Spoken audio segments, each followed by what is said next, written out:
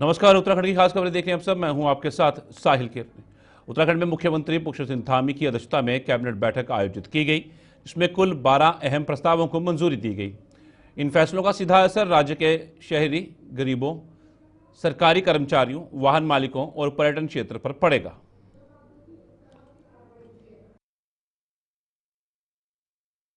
इसके अलावा ये पर्यटन विभाग के 4 मत थे। ये 4 योजनाएं हैं पर्यटन विभाग की, जिसको माननीय मंत्रिमंडल द्वारा आज सहमति दी गई।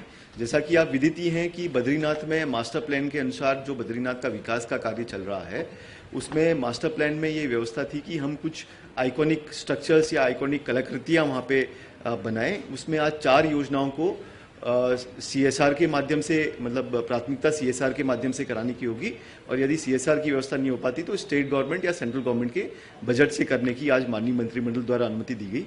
उसमें पहला कार्य जो है ये शेष नेत्र लोटस वॉल का है। एक शेष नेत्र लोटस वॉल बनाई जाएगी, यानी कि जो विष्णु भगवान से संबंधित जो आइकन्स हैं उनको बनाए जाने की आज सहमति दी गई। ये पहला है शेष नेत्र लोटस वॉल, जो हमारा बद्रीनाथ का एक लेक फ्रंट बन रहा है, वहां पे इसको बनाए जाने की आज सहमति दी गई। दूसरा जो कार्य है वो सुदर्शन चौक कलाकृति है। ये अराइवल प्लाजा जो बद्रीनाथ में बन रहा है, वहां पे इसके निर्माण की, इस योजना की आज सहमति। तीसरा है ट्री एंड रिवर स्कल्पचर। ये बद्री नारायण चौक पे इसको बनाने की आज माननीय मंत्रिमंडल द्वारा सहमति दी गई। Tree and river sculpture. और चौथा है आर्ट, ये बद्री नारायण चौक पे बनेगा। और चौथा है एक सुदर्शन चक्र का स्कल्पचर बनेगा, जो भी अराइवल प्लाजा बद्रीनाथ में बनेगा। नहीं, वो आपका सुदर्शन चौक पे था, वो आर्ट वर्क और सुदर्शन चौक। ये मतलब छोटे छोटे प्रोजेक्ट्स हैं, 1-1.5 करोड़ के आसपास के प्रोजेक्ट हैं ये।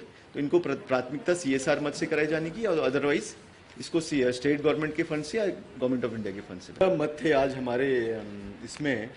पहला मत था ये शहरी विकास विभाग का मत था। इसमें ये हमारे 2013 में 859 ये पर्यावरण मित्र जो हैं ये विनियमित किए गए थे। तो आज इनको भी जो हमारी मृतक आश्रित सेवा नियमावली है उसके अनुरूप उनके आश्रितों को इससे आच्छादित करने का आज माननीय मंत्रिमंडल द्वारा निर्णय लिया गया। दूसरा मत था ये परिवहन विभाग का मत था, उत्तराखंड स्वच्छता गतिशीलन परिवर्तन नीति के बारे में। इसमें पूर्व में ये व्यवस्था थी कि जो हमारा नॉर्मल पब्लिक ट्रांसपोर्ट है, जो कि पेट्रोल या डीजल से चलता है, उसको CNG, बैटरी या EV में कन्वर्ट यदि वो करते हैं तो उसमें कुछ सब्सिडी की व्यवस्था थी। उसमें एक चीज़ थी कि इसमें जो भी धनराशि ये सब्सिडी की होगी, इसको एक एस्क्रो अकाउंट में रखने की पहले व्यवस्था थी।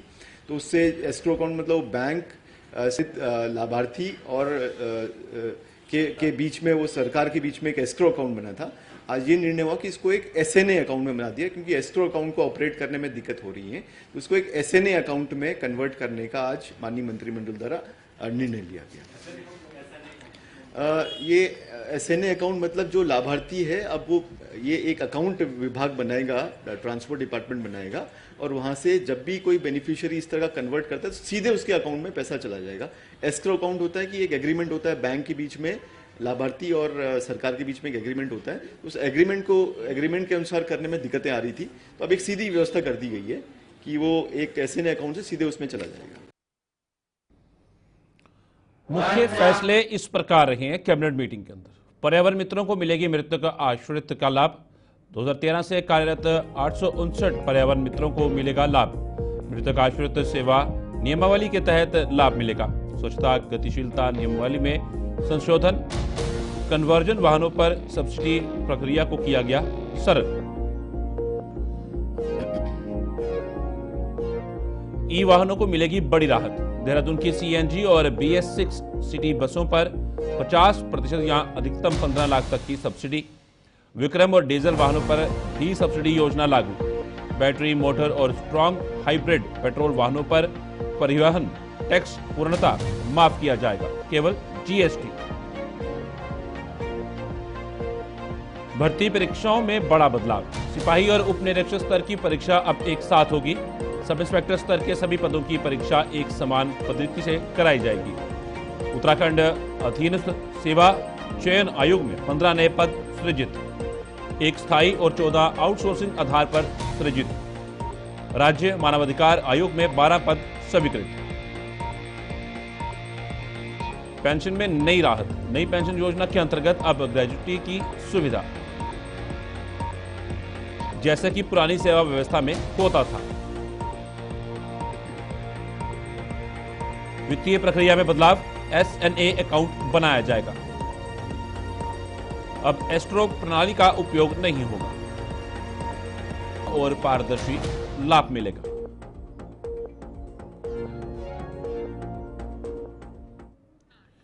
केंद्रीय सड़क परिवहन एवं राजमार्ग मंत्री नितिन गडकरी ने उत्तराखंड में रोपवे परियोजनाओं के प्रस्तावों पर सकारात्मक रुख दिखाते हुए चरणबद्ध ढंग से स्वीकृति देने का भरोसा दिलाया है। देहरादून में आयोजित बैठक में मुख्यमंत्री पुष्कर सिंह धामी, मुख्य सचिव आनंद वर्धन, सचिव पर्यटन सचिन कुर्वे समेत कई वरिष्ठ अधिकारी मौजूद थे। बैठक में गडकरी ने कहा कि 50 से अधिक रोपवे परियोजनाओं के प्रस्ताव भेजे गए हैं, जिन पर national highway logistics management limited समीक्षा के बाद चरणबद्ध स्वीकृति देगा। राज्य सरकार ने मानसखंड मंदिर माला मिशन के तहत प्रमुख मंदिरों को जोड़ने वाली 508 किलोमीटर की 20 रोपवे परियोजनाओं को राष्ट्रीय राजमार्ग के तौर पर अधिसूचित करने का अनुरोध किया है। इनकी अनुमानित लागत 8,000 करोड़ रुपए है। पहले चरण के लिए 1,000 करोड़ रुपए की मांग केंद्र को भेजी गई है, ताकि भूमि अधिग्रहण और हस्तांतरण की प्रक्रिया शुरू हो सके। इस अवसर पर राज्य में चल रही राष्ट्रीय राजमार्ग परियोजनाओं की भी समीक्षा हुई। गडकरी ने राज्य में राजमार्गों के चौड़ीकरण को और कुछ स्थानों पर एलिवेटेड रोड का भी आश्वासन दिया। देखिए, उत्तराखंड में जिस प्रकार से टूरिज्म बढ़ रहा है और जो हमारी भौगोलिक स्थिति है, पहाड़ी क्षेत्र हैं, सड़कों को उतना चौड़ा करना संभव नहीं है। ऐसे में रोपवे का होना बहुत ज़रूरी है। और कल जो है माननीय केंद्रीय मंत्री गडकरी जी ने आश्वस्त किया है, 50 रोपवे उन्होंने हाँ की है। निश्चित ही इससे यहाँ की जहाँ इकोनॉमी मजबूत होगी और टूरिस्ट को भी जो है आने जाने में सुविधा होगी।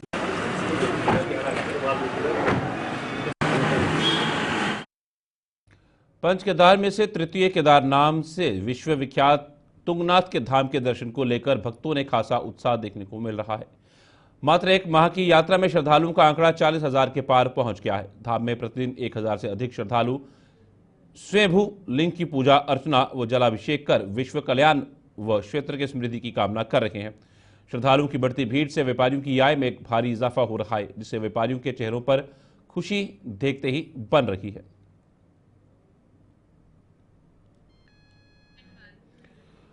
कितने श्रद्धालुओं ने किए दर्शन?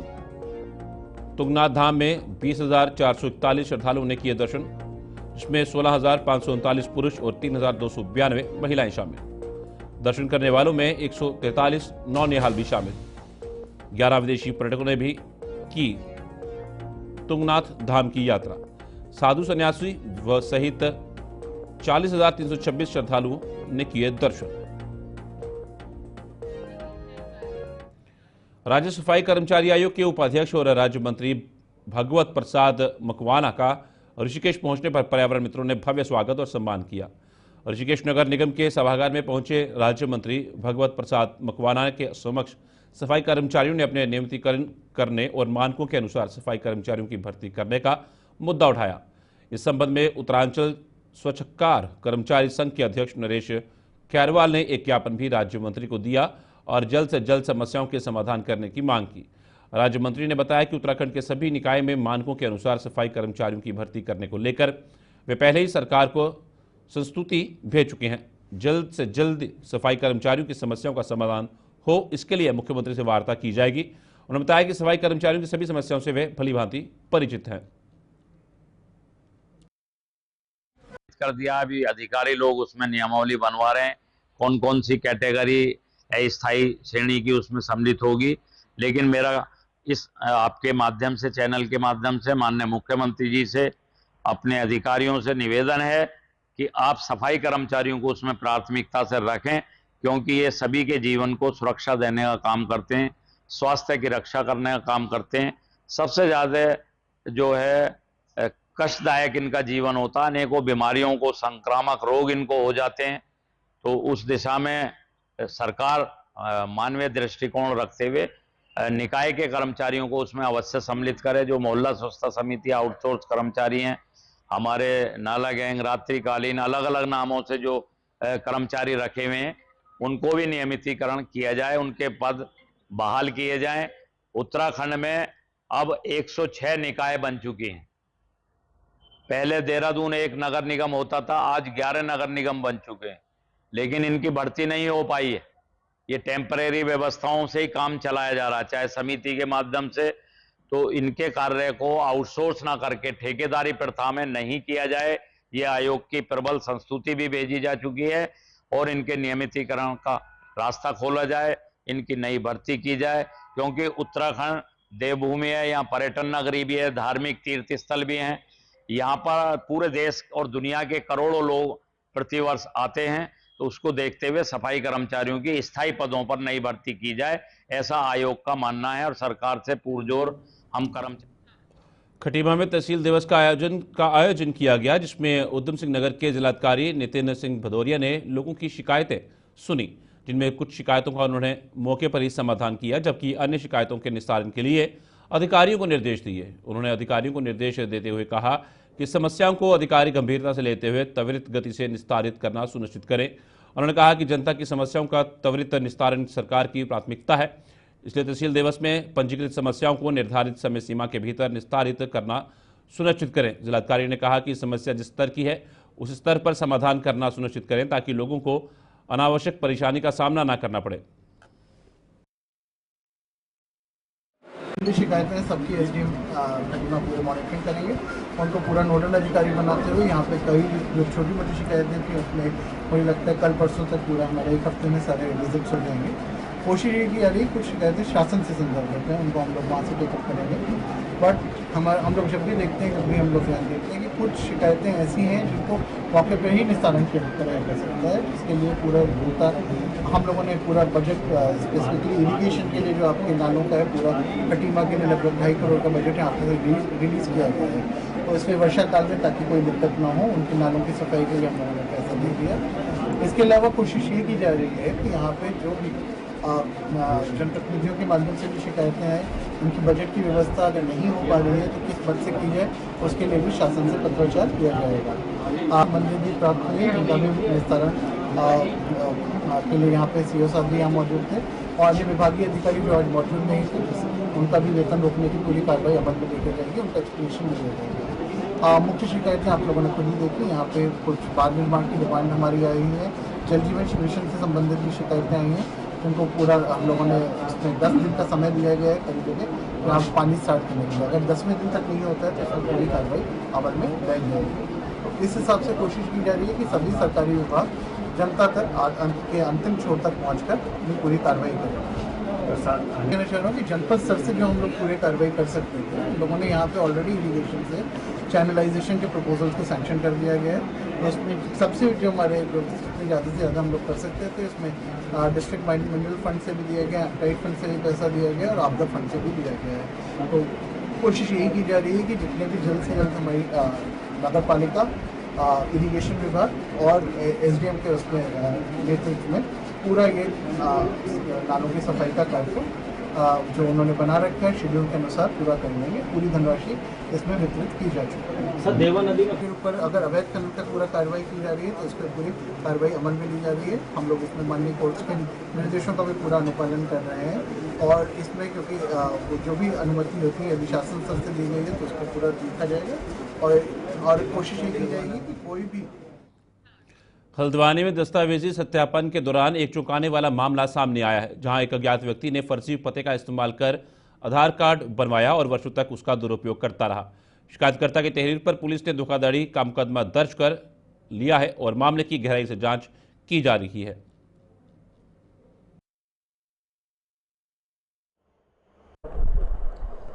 देखिए, माननीय मुख्यमंत्री जी के निर्देश के क्रम में पूरे उत्तराखंड में व्रत सत्यापन अभियान चल रहा है। नैनीताल जिले में भी पिछले 1 माह में बहुत सत्यापन का कार्रवाई हमने की है और बड़ी संख्या में लोगों को सत्यापित किया था। इससे पूर्व में भी हमने 1-2 FIR की है और कल एक FIR मल्लीताल थाने में भी की गई है, जिसमें एक व्यक्ति के द्वारा जो आधार बनाया गया है उसमें फर्जी पता डाला गया है, जबकि उस पते पर वो कभी नहीं रहा। अब इस मामले में जांच की जा रही है कि आधार इसको कैसे आवंटित हुआ है और जो आधार का एड्रेस है वो डलवाने के लिए उसने किन डॉक्यूमेंट्स का यूज किया है। तो और भी 2-3 घटनाएं हम जांच कर रहे हैं। अगर ऐसा पाया जाता है कि इनके द्वारा कोई फर्जी डॉक्यूमेंट देके आधार बनवाए गए हैं तो इनके खिलाफ भी कार्रवाई होगी और जिस अधिकारी के द्वारा वो आधार को सत्यापित किया गया है जो कि CSC सेंटर में था उसके खिलाफ भी कार्रवाई होगी कि बिना वैलिड डॉक्यूमेंट के उसने कैसे आधार जारी। देहरादून के भाऊवाला में बदमाशों ने एक युवक की गोली मारकर हत्या कर दी है। इस घटना के बाद पुलिस हथियारों की तलाश में जुटी है और इसके लिए कई टीमों का गठन किया गया है। आपको बता दें कि मंगलवार तड़के बदमाशों ने रोहित नेगी को किसी बहाने से बुलाया और उसकी गोली मारकर हत्या कर दी। रोहित के दोस्त उसे अस्पताल लेकर पहुंचे, जहां डॉक्टरों ने रोहित को मृत घोषित कर दिया। पुलिस के मुताबिक एक युवती को लेकर दोनों पक्षों में रंजिश थी। यही रंजिश रोहित नेगी की हत्या का कारण बन गई।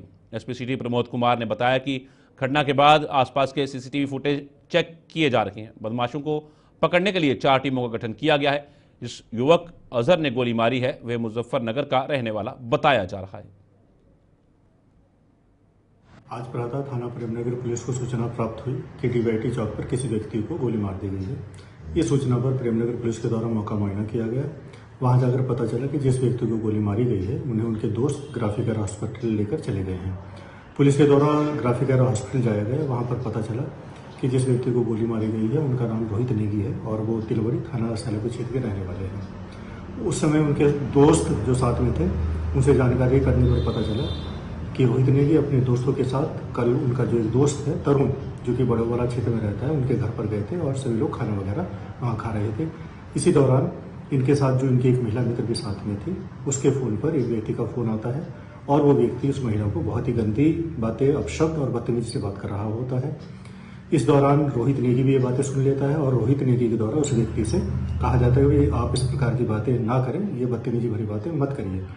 इसी दौरान रोहित नेगी और जो व्यक्ति फोन पर था उनमें भी एक दूसरे से बहस हो जाती है और एक दूसरे को देख लेने की धमकी दी जाती है। इसके बाद सभी लोग अपने अपने घरों को चल देते हैं और DYT चौक पर जैसे ये लोग पहुंचे वहां मोटरसाइकिल सवार 2 व्यक्ति आते हैं और जो बोलेरो जिसमें रोहित नेगी सवार थे उस पर फायर कर देते हैं। एक गोली उनके गले में लग जाती है। उसके उपरांत हत्यारे वहां से भाग जाते हैं। पुलिस के द्वारा जो रोहित नेगी के साथी हैं अभिषेक, उनकी तहरीर पर 103 BNS का मुकदमा पंजीकृत कर लिया गया है। इस घटने के खुलासे के लिए अलग टीमें गठित कर दी गई हैं। CCTV देखने के लिए टीमें लगा दी गई हैं। SOG को सर्विलांस और धरपकड़ के लिए भी लगा दिया गया। रुड़की के मंगलोर कोतवाली क्षेत्र के गांव मुड़ियायाकी के क्षेत्र में हाईवे के निकट एक अज्ञात शव मिलने से क्षेत्र में हड़कंप मच गया। स्थानीय लोगों द्वारा शव देखे जाने के बाद मामले की सूचना मंगलौर पुलिस को दी गई। इसके बाद पुलिस ने शव का पंचनामा भर मामले की जांच शुरू कर दी। SP देहात शेखर चंद सुयाल ने बताया कि अज्ञात शव की सूचना पर पुलिस मौके पर पहुंची और शव का पंचनामा कर मामले की जांच की जा रही है और शव की शिनाख्त की जा रही है। देखिए, अभी जो आप बता रहे हैं वो मंगलौर में एक पुल के पास नीचे पड़ी बॉडी थी। सूचना मिली पुलिस को तो बताते कुछ वो विक्षिप्त टाइप का व्यक्ति काफ़ी दिनों से वहाँ आसपास घूम रहा था। अभी फिलहाल आइडेंटिटी क्लियर नहीं हुई है। कोई मौत का कारण या कोई हत्या का इस टाइप का सिम्टम अभी नहीं मिले हैं। बाकी पोस्टमार्टम के बाद चीज़ें क्लियर होंगी और थाने को बताया है कि वो इसके आइडेंटिटी को क्लियर करने के लिए जो SOP होती है उसको फुलफिल करें। इसके पास से कुछ बरामद हुआ? अभी कुछ ऐसा बरामद नहीं हुआ। पहचान भी नहीं हो पाई सर? अभी फिलहाल नहीं। राजस्व क्षेत्रों के 100% पुलिस कार्यों को दैनिक पुलिस को सौंपने और खतौनियों में अंश निर्धारण कार्यों के लिए राजस्व उप निरीक्षकों का 2 दिवसीय कार्य बहिष्कार रहे। अपनी 2 सूत्री मांगों पूरी नहीं होने से नाराज राजस्व उप निरीक्षकों ने पौड़ी तहसील परिसर में प्रदर्शन किया। पूर्व तय कार्यक्रम के अनुसार पर्वतीय राजस्व निरीक्षक, राजस्व उप निरीक्षक एवं राजस्व सेवक संघ के बैनर तले विभिन्न राजस्व क्षेत्रों के RSI पौड़ी तहसील प्रांगण में एकत्रित हुए, जहां उन्होंने 2 सूत्री मांगों के लिए प्रदर्शन किया। इस दौरान आयोजित सभा को संबोधित करते हुए पौड़ी तहसील के अध्यक्ष ज्योति मोहन सिंह ने कहा कि पूर्व में उच्च न्यायालय ने RSI के पुलिस संबंधी संपूर्ण कार्य नियमित पुलिस को सौंपने के आदेश जारी किए थे, लेकिन 31 मई बीत जाने के बाद भी आदेश का पालन नहीं किया। हमारा जो ये 2 दिवसीय धरना कार्यक्रम है, ये विशेषकर 2 कार्य पे है। एक तो हमारा पुलिस काम है, वो बहुत पहले से चल रहा है। ये तो हमारे पूर्वज से वो क्या है कि हमें इस पुलिस काम से मुक्ति दें, क्यों समय अनुसार आज नए नए क्राइम हो रहे हैं। हम लोग सबसे पहले तो आप भी जानते हैं कि हम संसाधनहीन हैं और नई टेक्नोलॉजी से भी आज अपराध हो रहा है, जो न तो हमें उसमें जानकारी है, न हमें उसको बार बार ट्रेनिंग दी जाती है। तो हमारा मेन फोकस ये है कि हमें पुलिस काम हमसे हटा दिया जाए। दूसरा हमारा एक अंश निर्धारण का कार्यक्रम है सरकार द्वारा, तो हम वो कार्य हमारा है। हम बकरीद के त्यौहार को शांतिपूर्वक और सौहार्द के माहौल में मनाने को लेकर रामनगर कोतवाली परिसर में प्रशासन द्वारा एक शांति समिति की बैठक का आयोजन किया गया। इस बैठक की अध्यक्षता एसडीएम प्रमोद कुमार ने की। बैठक में सीओ सुमित पांडे, कोतवाल अरुण कुमार सैनी, नगर पालिका अध्यक्ष हाजी मोहम्मद अकरम, सभासदगण और विभिन्न राजनीतिक एवं सामाजिक संगठनों के प्रतिनिधि मौजूद रहे। बैठक में ईद उल अजहा को लेकर सुरक्षा, साफ सफाई और ट्रैफिक व्यवस्था पर विशेष चर्चा की गई। एसडीएम प्रमोद कुमार ने बताया कि मुस्लिम समाज के लोगों से आग्रह किया गया है कि कुर्बानी पूरी तरह से नियमों के तहत करें। साथ ही ये भी कहा गया है कि जानवरों के अवशेष नालियों, नहरों या सार्वजनिक स्थलों पर ना फेंके जाएं, जिससे गंदगी और बीमारी फैलने की आशंका ना हो।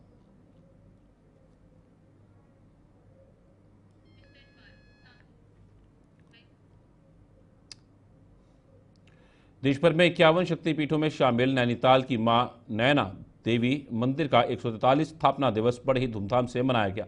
स्थापना कार्यक्रम में स्थानीय लोगों के साथ नैनीताल पहुंचे पर्यटकों ने बड़ी संख्या में प्रतिभाग किया।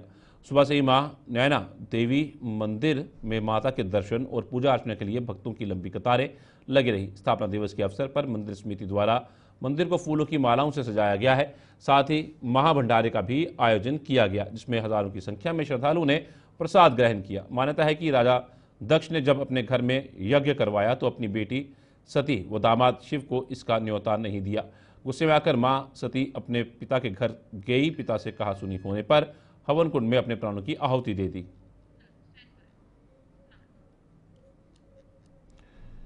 श्रीनगर नगर में कुछ सिख युवकों एवं स्थानीय युवकों के बीच किसी बात को लेकर विवाद हो गया, जो बाद में मारपीट में परिवर्तित हो गया। इस घटना में कुछ स्थानीय युवक घायल हुए हैं। सूचना मिलते ही श्रीनगर पुलिस द्वारा त्वरित एवं प्रभावी कार्यवाही की गई। पुलिस द्वारा घटना के संबंध में जानलेवा हमले सहित अन्य सुसंगत धाराओं में मुकदमा पंजीकृत किया गया है। इसके साथ ही सभी आरोपियों को रुद्रप्रयाग के पास से गिरफ्तार कर लिया गया है तथा उनकी मोटरसाइकिलें भी सीज की गई हैं। सीओ श्रीनगर अनुज कुमार ने अपील की कि इस घटना को लेकर कोई भ्रामक सूचना अथवा आपसी भाईचारा बिगाड़ने वाले तथ्य न फैलाएं। पुलिस द्वारा इस मामले में निष्पक्षता एवं कठोरता से कार्रवाई की जा रही है। उन्होंने कहा कि श्रीनगर क्षेत्र में शांति एवं सौहार्द बनाए रखना हम सभी की प्राथमिकता है। उत्तराखंड की खास खबरें फिलहाल इतना ही। दीजिए इजाजत, नमस्कार।